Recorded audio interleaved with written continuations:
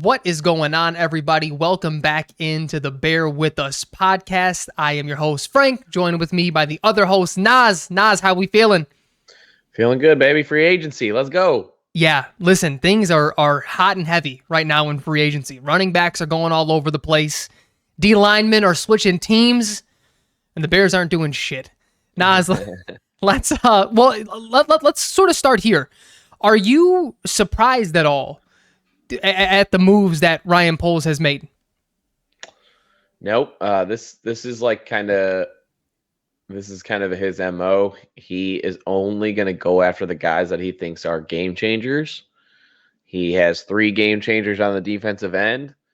Some of these lineman contracts are kind of crazy. I would guess he's surprised how much money these dudes are making, and that's kind of been something a bit of an obstacle for him. But I mean, these are ancillary moves that he's made so far, like peripheral moves, and but which I think is smart. Like, I don't think like there was that much on the offensive end, a bona fide guy to go get, where it's like we gotta sign this guy, and he's using the money wisely. And we are very talented already internally.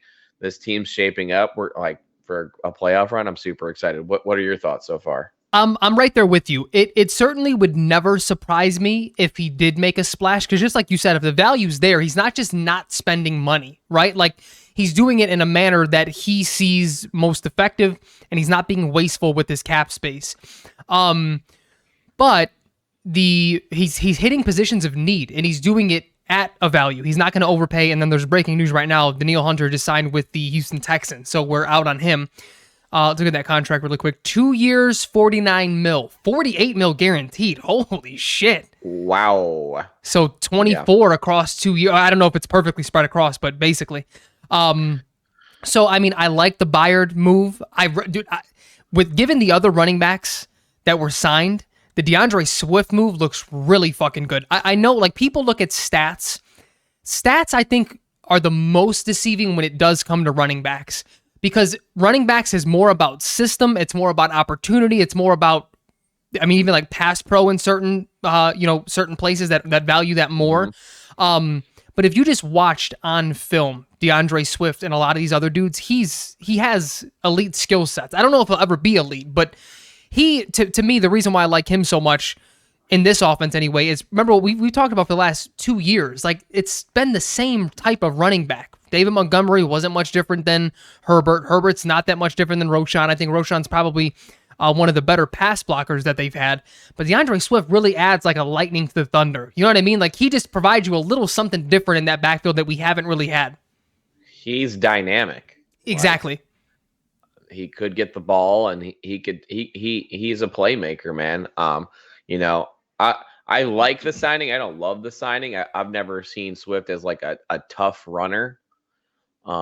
And he is athletic, and he's gonna make the splashy plays that we need to balance out the offense. And for the number, you can't be mad at it. I know. For the number, it's a solid deal. I know, yeah, and I like it. Part of me is like, I saw all the reports that the Bears were linked to Saquon and Jacobs. Saquon, I would have absolutely convinced myself, because I still believe, even though the contract was crazy, but to put it in perspective, he's making the same amount of guaranteed money as Darnell Mooney, who left to Atlanta. Those who only get their news from us and have not heard it yet. And like, I mean, what are we? You know what I mean? Like, I get running backs are devalued a little bit, but I'm taking Saquon Barkley over Darnell Mooney 11 times out of 10. Like, I don't care positional value, like. It's not even a discussion. No, it's not even close to a discussion. Yeah. So he would have been the one that I would have been okay with, a little bit of a splurge. The one that I am happy on two fronts. I'm happy that the Bears did not pay Josh Jacobs, and I'm happy that the Green Bay Packers did, and they let go a back that I think is that's better than him. I don't understand exactly where they're heading in that direction. I hate that it comes across like I'm being a hater just because it's the Packers, but I've been saying this for a month now. Like, I do not want Josh Jacobs on the Bears under any circumstances. I knew he was going to get paid for whatever reason. Totally agree. I think that I hate when agents put out deals. Like, they try to send out that breaking news, because it's like the Jacobs deal, you look at it first glance, it's like a 4-year deal. It's like they can get rid of him literally after one season and spend $14 million.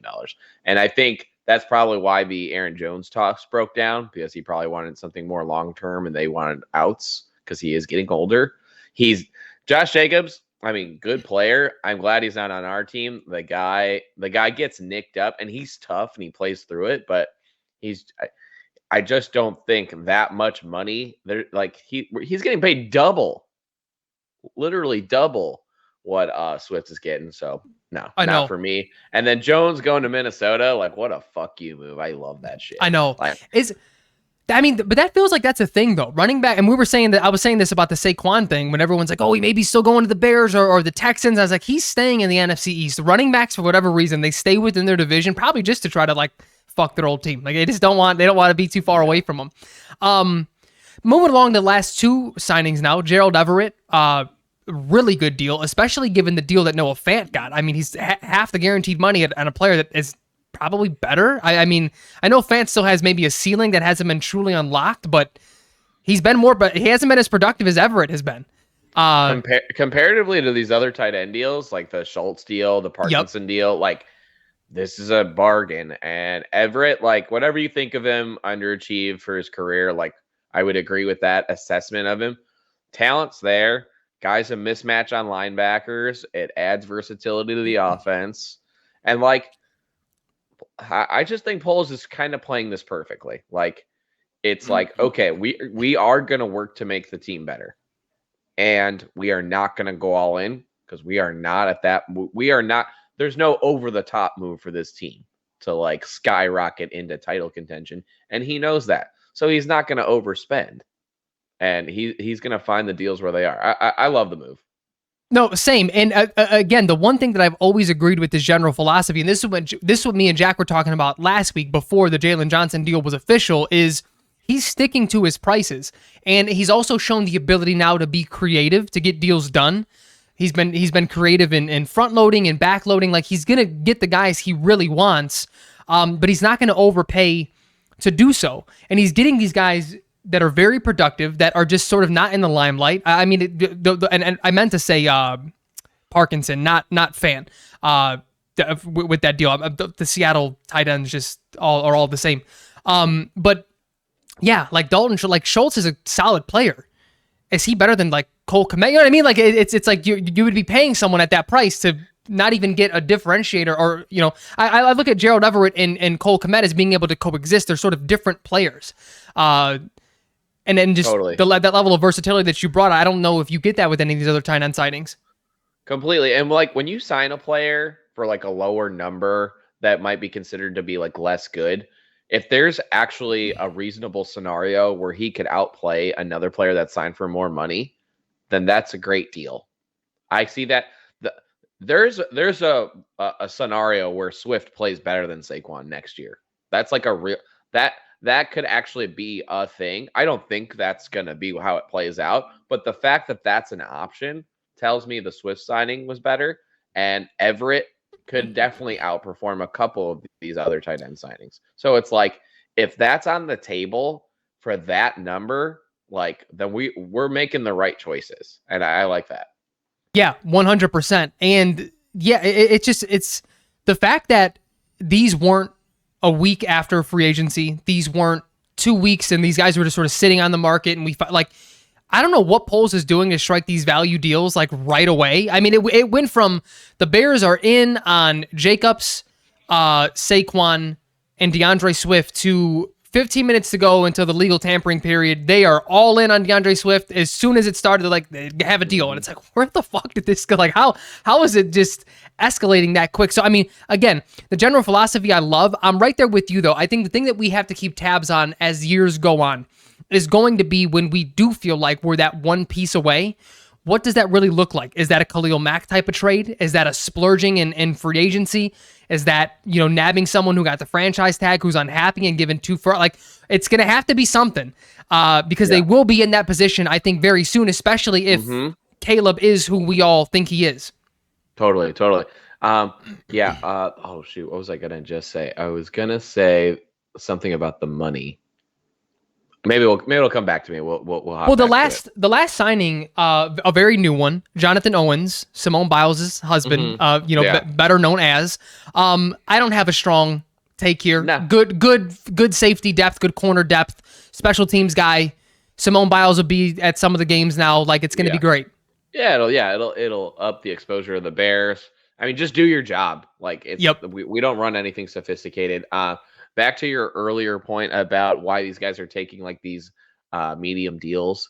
I think it's because Poles has targeted these guys as specific guys where if they don't get a deal done and the market dries out, these guys were going to get much less than what they've gotten. You're probably right. That, like, Byard, mid-level safety, best years probably behind him. Everett, never been a Pro Bowler. If they sign later, they're probably signing for less money. But if we target them and maybe we overpay them a little bit, we can get them to commit early on still a team-friendly deal. I think that's kind of the Poles mentality right now, which I agree with.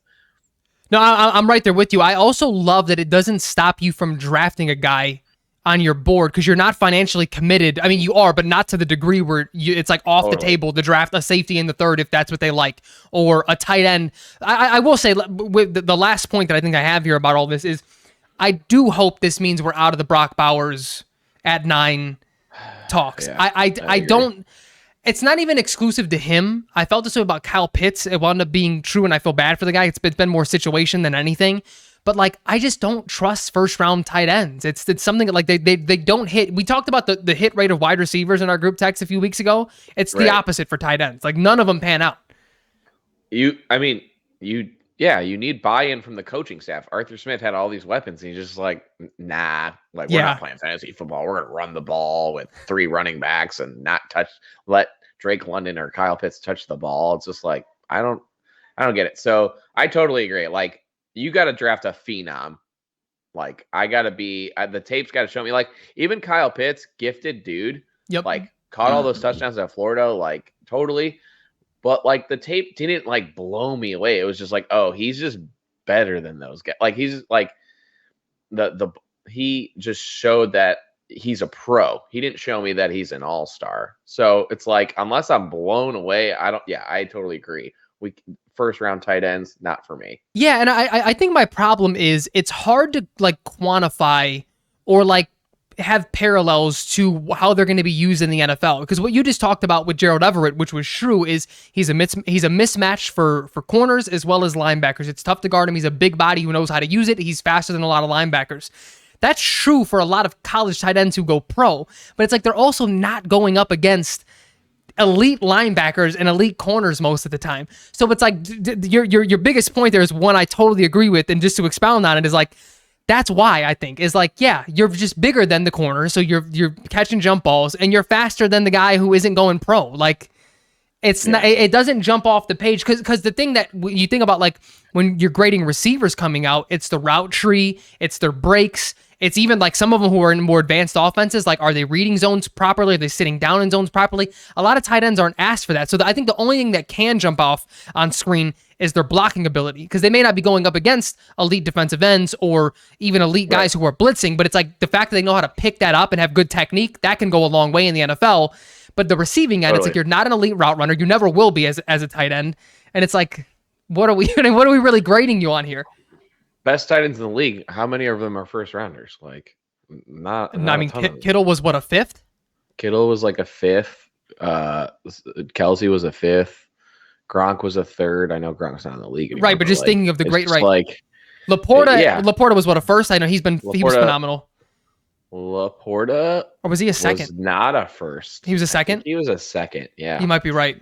Oh yeah, that's right, because they went running back and linebacker in the first round. The Lions did, and you're right, 2nd rounder. Yeah, no, I mean, it's not a position of value in the first round. Yeah, if you can scout correctly, like how the Rams and the Steelers do for receivers, like you can find these dudes totally. Yeah, 100%. Naz, did you have anything else free agent signings thus far? Any guys maybe you're on the lookout for that you would like the Bears to sign? I was hoping for Hunter. I was hoping it was going to be a short-term deal, like that what they had, because I want to terrorize other quarterbacks. Like, that's just all I want. And then the Brian Burns deal pissed me off. A 2nd and a 5th, we could have fucking given that up. Like we could have got him in. We could have got him in here, and then we would have just lit this whole division up, and it would have been hell to play us. So, I mean, I want another pass rusher. So maybe, Yep.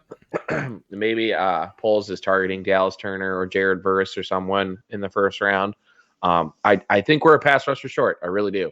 I agree, which is also why, like, I know we haven't talked too much. Our episodes lately have been a little bit shorter, but we've been linked to a lot of 3-tech guys.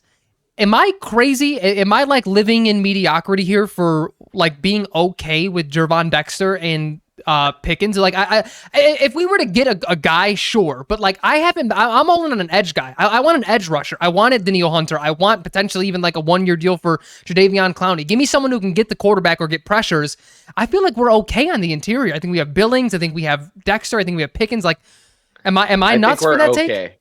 Yeah. I think you're kind of nuts because like you can never have enough of these guys.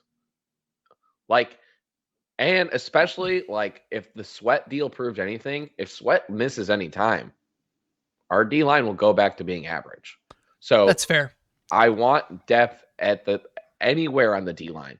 I don't care what the strength is, whether it's up the middle at the 3 technique spot or on the edge. Like the more dudes, the better, because if that's what the cover 2 is predicated on. Yep. Getting pressure, stopping the run up the middle, and then when it's time to throw, getting pressure with those down 4 linemen. So whatever depth we can add to it, that's what I want, and that's the ripple effect for the other levels of the defense are going to be substantial if we can stay deep at that position.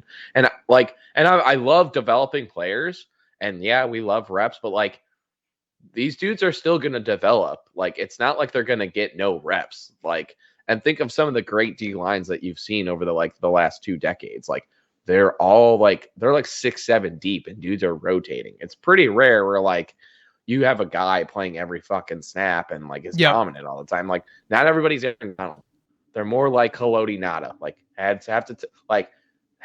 Vita Vea. Like you have a specialty. You can't play every snap, and you need depth around you to make your job even more effective. So I couldn't be more adamant with we need more D-line help. I want that. Oh, agreed. Sure. No, agreed. I guess I think I presented it a little bit wrong. I'm right there with you. I'll take depth. I'll take bodies on that defensive line any way that we can get them.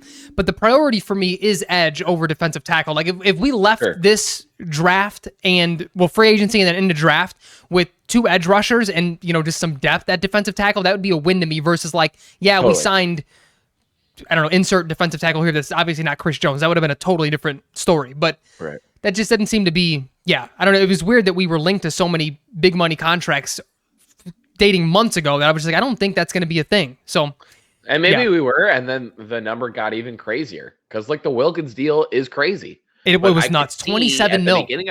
At the beginning of the conversation, maybe you are involved, like in the but when it gets to like 90% of the contract guaranteed and like $100 million, it's like, I know, all right, maybe we're not in on that guy. And I feel like at that point I think what made Sweat so valuable is that we saw him play some 3-tech. You talk about rotations, like certain blitz packages, certain long third down, like he was on the interior. Guy's a monster, can play anywhere. Yeah. And I feel that way about Chris Jones as well. Like he would have been the guy that you can go in and out, NASCAR package type of thing.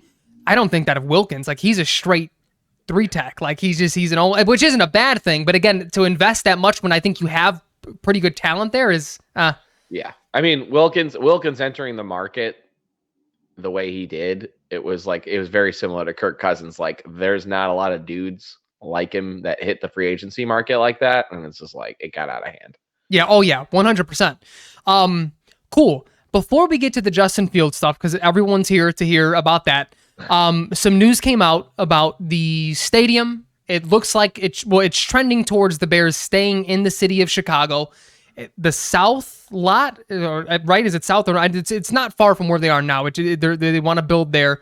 Very early inquiries, but I mean, Kevin Warren announced it, so it sounds like they're, that's what they want to do. But then they also announced that they haven't given up. Like they still have that property in Arlington Heights. Naz, before I toss it to you, I only have one take, and you may have the same exact take, and we just move on. I don't know, but I don't give a fuck if we go to Kenosha or fucking DeKalb or wherever. All I want for the Bears is to own their own stadium. That's it. I don't want this Park District nonsense. I don't want publicly shared, like, if they have to use some taxpayer dollars. I mean, I don't like it, but it's just the nature of the beast. But, like, dude, own your own shit, please. Like, if for as much shit as we give the Ricketts, at the very least, like, they're doing things to Wrigleyville to make an attraction. They're doing that, like, be adults.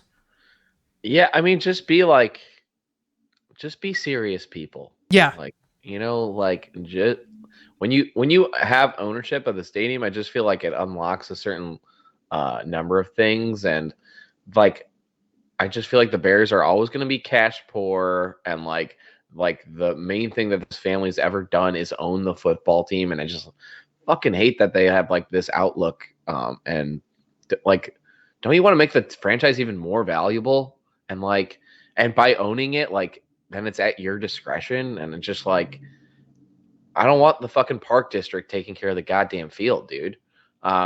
So yeah, I'm in total agreement. I don't really get why they're not trying to own their own stadium. Doesn't make any sense. But It's yeah.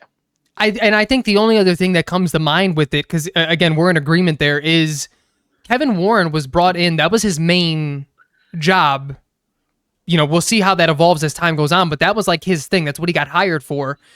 Does it feel like the McCaskies are still sort of sticking their nose in places? Like, because Maybe. Or maybe, I mean, Chicago's like this. We don't have that fuck you Stan Kroenke money. So it's like, and Chicago's a very real estate in Chicago is very fucking expensive. They're willing to put $2 billion in, and they're still not going to own it.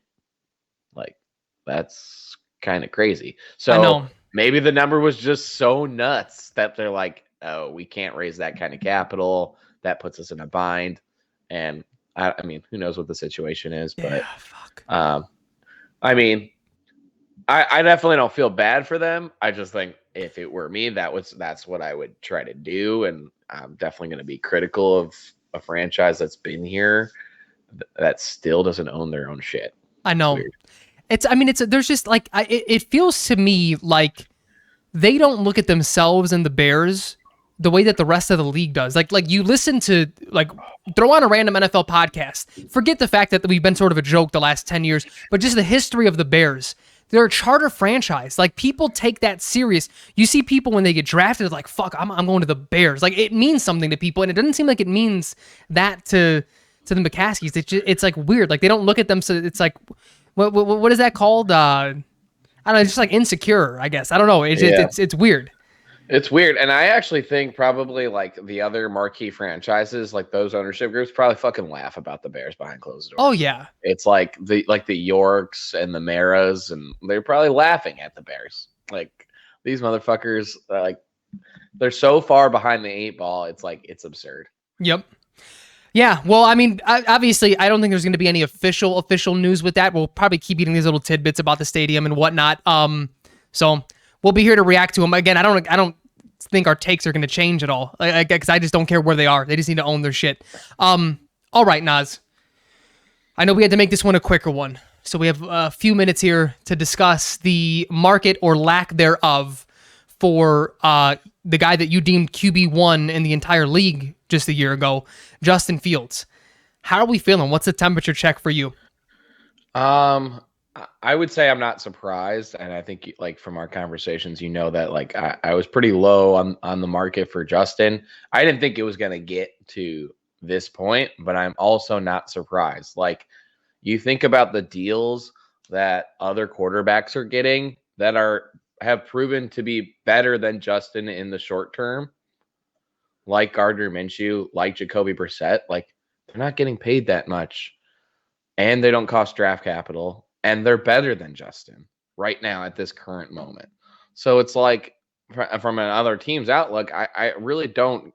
What's the rush in making a move for Justin? Let's vet every possibility. I still think there's a market for Justin. It's moving slower than we all thought.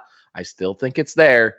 And the prudent move is to look at all viable options. Vikings clearly in transition. They got a guy who obviously long-term not going to be their starter, but cheaper, costed nothing from a draft equity standpoint. And if Sam Darnold outperformed Justin next year, would I be shocked? No, because he's got a good offensive coach. And a team that has a system in place. So like, I don't know. That's just my viewpoint on it. Like, I'm not shocked, and I still think there's a market. Like, it's a little nuanced. Like, I think there's I think someone should have traded for Justin by now. Yes, but that's the homer in me thinking like, why wouldn't you want this explosive athlete at quarterback or to give him a shot? But I get the perspective. Like, it's not really worth the risk, especially in a fucking league where everyone's just trying to keep their goddamn job. What do you think? It's I think where you talked about nuance. I think where we disagree it's a nuanced disagreement. I totally understand waiting on Baker, waiting on Kirk, and waiting on Russ. But outside of that, especially like Minshew, I would agree if it was a pure backup role. But the reports right now are that he's competing with Aiden O'Connell. He's gonna beat out Aiden O'Connell. Like I get that Minshew has had solid games, but we're talking about like a ceiling here. You think about I just feel he's like the starter, right? Like, yes, they're guaranteeing $15 million. Yes, like that O'Connell story. That's just like them being nice to Aiden and saying like, yeah, we're still gonna look at you, but he's a starter. Yeah, 100%. I mean, unless something goes horribly wrong in training camp where Aiden O'Connell just supersedes him, you know, it is what it is. But yes, he's going to be the starter there. And yeah, I mean, looking at like Darnold, like again, it's not that I think Darnold's awful. I think he still has physical tools, but the fact that people are looking at Darnold that way and not Justin Fields, I get the draft equity is there, but polls, at least he should want to move on from Justin as it stands because he knows he's picking Caleb Williams, right? Like, you got to be willing to negotiate something, even if it's like a kicker, where if he performs these metrics, instead of a 4, it's a 3, or instead of a 2, it's a 4 if he didn't start this many games, whatever. Like, I'm positive you could get this guy off of our roster if you were to get creative. And like, again, I don't even know if you said it this way, but I don't view Darnold as very different than Fields. I mean, just like career arc wise, because Darnold was a hyper talented guy coming out of college. He fell in the draft. He was the renowned number 1 for a long time. Not that Justin was, but he was like the 1B to Trevor Lawrence. He gets to a situation that is just pure shit. And again, it's personal accountability. You still have to personally get better. So it's not to take anything away from that, but neither of them did. They were who they were for years with their team. But Darnold is getting these chances. He went to Carolina. He went here. Like, he's getting these. The fact that Justin isn't, that's where I'm like, that's weird to me. And again, like, I get the draft capital's involved, but they look what people were giving up for fucking Trey Lance, for Sam Darnold and Trey. Like, we've seen this standard set before, and Totally. it's a little weird. So the biggest point that I do agree with you is that people do seem to be scared. It's like, yeah, we can just get like a run-of-the-mill Jacoby Brissett who can plug in. Like, really? That's what you're going for? Instead of like trying to develop a guy who's very clearly has a higher ceiling than what the Bears could get out of him. Not to say it could be unlocked, but like usually coaches are chomping at the bits for that. Right. I also think part of it is probably like the ease in decision making. By bringing Justin in, you have to make another decision next year. Right? Yeah. It's like, okay, are we going to do the 5th-year option? Yes. Then you got to decide, are we going to extend him? Like, it's year after year after year. The Vikings know Sam Darnold's not their long-term answer. The Raiders know Gardner Minshew is not their long-term quarterback. The Patriots know Jacoby Brissett's not their long-term. It simplifies it for this year alone. And they're like, though we really want to get the deal done for Justin, there's no urgency on any of these other teams. Like, there's still plenty of time in the process. The draft is still 6 weeks away. So, I think what listeners are hearing from you and me is like we're not feeling patient right now. We want this. We want to see what's the return. And it's like, well, we don't actually need to get that answer right now. And other teams are doing their due diligence and they're trying to simplify their process. And not having Justin is simpler because you need to bring him into your building. You need to evaluate him for that 1 year. Then you need to decide if you're going to exercise the 5th-year option. Then you're going to need to evaluate again, see if he progresses even more, and then decide if you're going to extend him. Like, that is a process. And like I've been saying, we still don't even know if Justin's good. Yep. Like, that's quite a headache for a dude you're not even positive is going to be good. So, and that's like the cynical side of me. I do think Justin has potential to be really good. And if other talent evaluators don't see that, I think they're fucking dumb and pussies. Yeah. But it's just like there's no urgency into making that move right now. Yeah, I mean, it's also like, it sort of adds in, and I won't get into the whole spiel. We'll talk about this at some point, but it adds into like how bad I feel for him, because this is all just circumstantial. Like, Kirk Cousins just happened to hit the market this year. Russ just happened to get released and was able to sign for 1.2 mil. Like, Yeah. he's fucking dirt cheap going to the Steelers. Like, these destinations were getting players who otherwise, like, this is like unprecedented for him to not have a market. So I feel bad for the guy. I do, because I again, not to get into the spiel, but I feel bad for him. I think the last thing that I wanted to touch on it was the reports that came out that the Bears weren't exactly shopping him, which me and you had somewhat of a disagreement. I guess I want you to expound a little bit, because I don't know if I totally understand your stance, but for me, the only thing that I have with it is, it's sort of double-sided, but I totally understand you're making the biggest decision of your GM career thus far. I get you wanting to be 100% certain on Caleb Williams, but if you're not at this point, I think you're doing something wrong. Like, there's no way that you're not. That's absurd to me. But two, it's like, you're not maximizing anything for anyone at this point. You're fucking yourself in draft capital, because you probably, if this is true, you probably could have traded him last month or the end of last, you know what I mean, like sooner, and got something if you were actually shopping him. But then again, like, you talked about wanting to do right by him and wanting to get him into a good situation. Like, you're not doing that now either. Like, we're sort of scaling back to like, hey, he's a for sure starter when he leaves, to like, where are the quarterback competitions? And if that phase leaves away and it's like, well, who's a really good backup? Like, who can mentor Justin for a year? Like, you know what I mean? Like, it's, so I don't know, just all sides involved. I don't know what the benefit is to not shopping him to the fullest degree at this point. But I know you, in text form, and again, you'll be able to explain, but like, you were like sort of in on it. You were okay with it. I don't think I'm okay with it. I think from my perspective, it is the Bears front office trying to get cute with the narrative. That's all I think it is. And I think that, like, as much as I like the job Poles has done since he's been part of the Bears organization, his inexperience sometimes shows. There was no reason to put this storyline out there, because it actually made you look dumb. It didn't. Yeah. I can see like the version of it, like, well, if we say this, it'll actually save face a little bit. Like, oh, we weren't even trying. You were trying. We're not trying. And then it's like, wait, you weren't trying. That's like, those are like, you know, when they're in 21 Jump Street, they go back to high school. And remember, like, when we were in high school, not trying was cool. But now when you go to high school, not trying is actually lame as fuck. And like, the Bears like forgot that rule. Like, not trying actually makes you look dumber. So why would you put that out? It's okay if you've been trying to trade him. It's not that big a deal. So I just think it was their front office trying to put out a narrative and not fully thinking it through and trying to be cute with it. And it made them look dumb. I see. So we agreed in the end. I think when you had texted me, I took it as like, they're trying to get more value out of Justin by putting this report out. I was like, this makes it worse. Because to me, like, if I see that report and I'm a GM, I'm like, well, shit, if they're not decided, I'm just upping my offer for the number one pick. Fuck Justin. You know what I mean? Like, no offense, we love us some Justin. But I'm just saying, like, if that's the report, it's that you're not decided. Okay, I'll help you decide then. You stick with Justin. Here's like an extra third or extra second on top of the original offer that I just sent you. So yeah, I don't know. That report was weird, but then there was also like immediate conflicts from Schefter himself and other like, who's she's a really good reporter.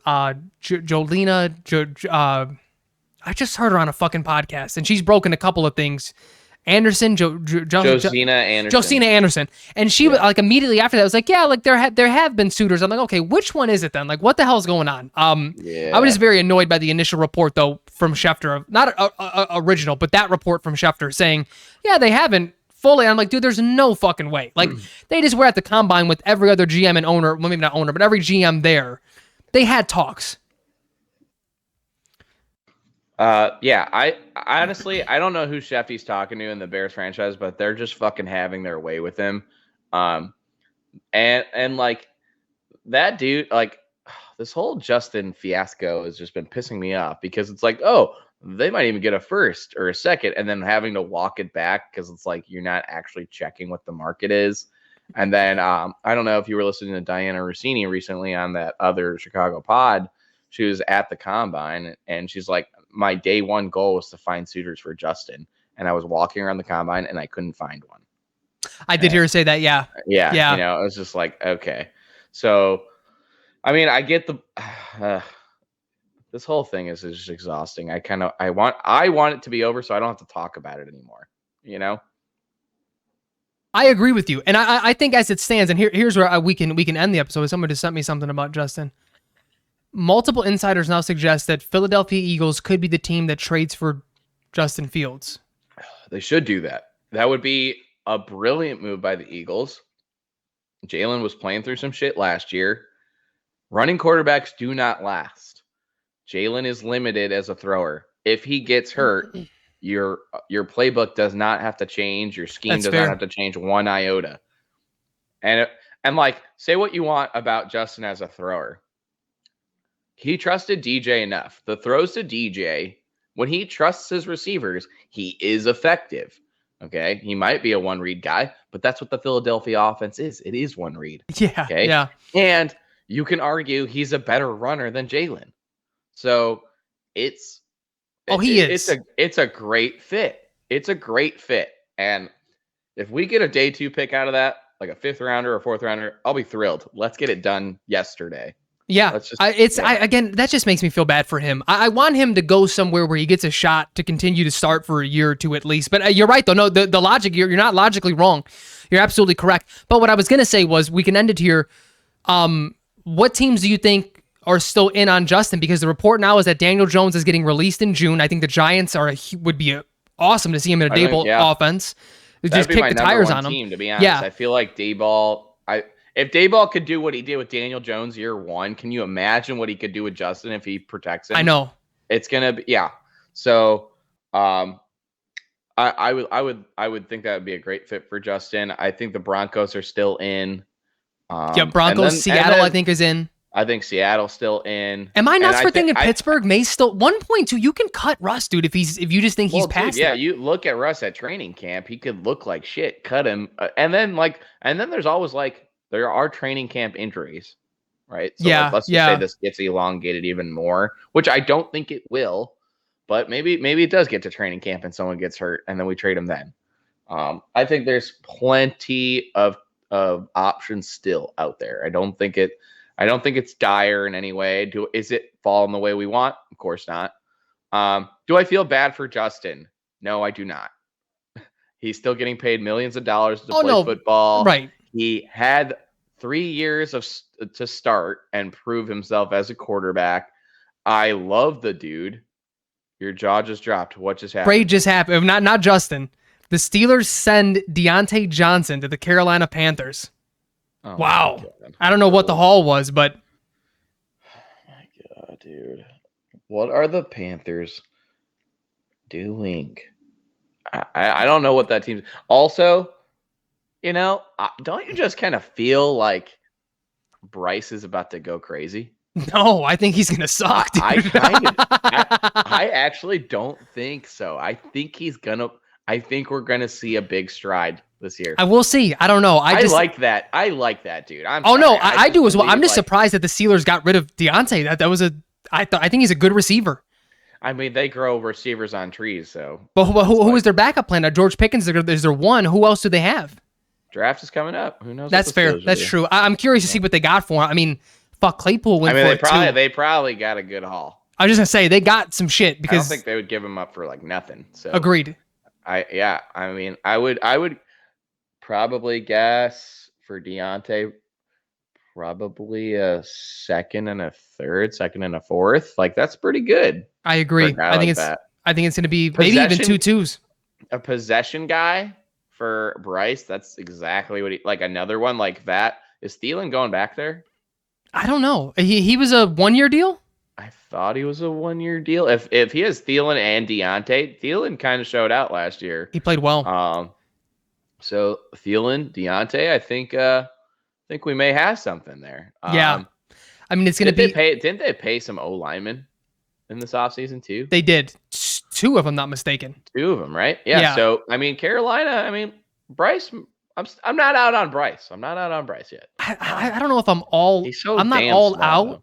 That's what I'm saying. He's tiny. That's the only thing. I don't trust professional quarterbacks that are my size. I just can't do it. Right. Last one that I would not be surprised would be the Patriots. I think the Patriots should still be in on Justin Fields, depending on what they think of the rest of the quarterbacks.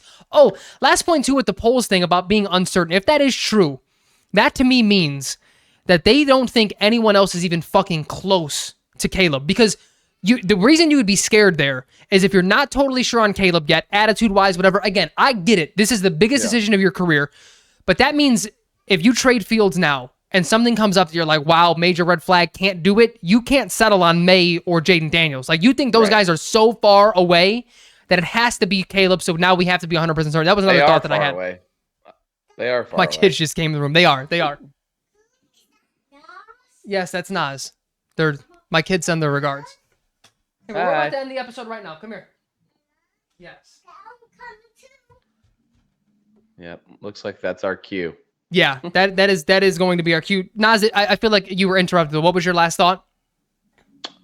I was gonna say, if you look at this year's tape, you might think to yourself, "Oh, it's not that far away between the 3 of them." Like, Jaden had a great year of progression and stuff, but when you look at what Caleb has showcased over 3 years in college, or the last 3 years in college, it is not close. It's not. So, no, it's not. It's not at all. Even physically, just the physical tools. Forget like the production over 2-3 years. Like, just physically, he's above those guys.